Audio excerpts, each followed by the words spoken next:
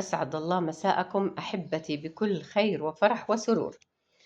اللي بتشوفوه قدامكم صينية دجاج بدي أحطها بالفرن مع بصل ومع بطاطا وفقط. هدول المكونات الثلاثة، ومعها كم من سن توم، بس أسنان التوم ما فرمتهم، خليتهم صحيحات زي ما هم، 3 حبات توم زي ما هم، حبات بالحب يعني حطيته.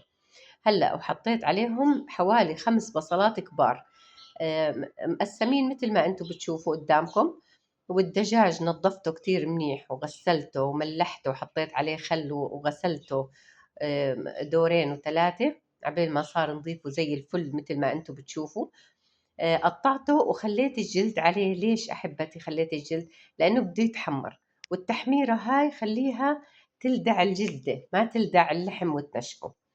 شايفين كيف؟ والبطاطا كمان. هلا ايش البهارات اللي حطيتها عليهم؟ فقط حطيت فلفل اسود قليل جدا جدا جدا من القرفة، وبهارات مشكلة معلقة صغيرة جبل، وحركتهم كلياتهم مع بعض وحطيتهم عليهم. وبالنسبة للدهون حطيت زيت زيتون ومعلقة كبيرة جبل من السمن الحيواني.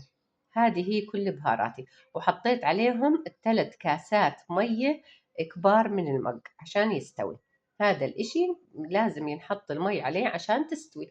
وحطيت عليه صحيح كمان شغلة تانية من البهارات نسيتها احكي لكم اياها، اللي هي 3 حبات هيل، فتحتهم ورشيتهم عليهم. هدول كل بهارات هاي الأكلة، ما بدها أكتر من هيك بهارات. هاي هي تمام، هاي صينية أمهاتنا زمان الله يرحمهم.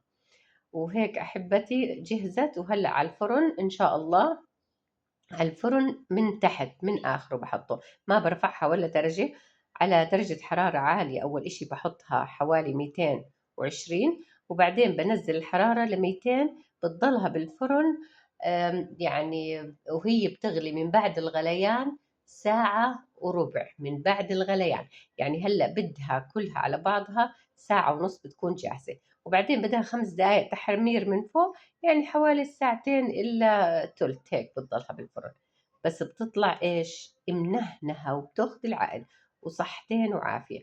لا تنسوني من اشتراككم وكمان تعليقاتكم، واحكوا لي من أي بلد أنتم بتشاهدوني.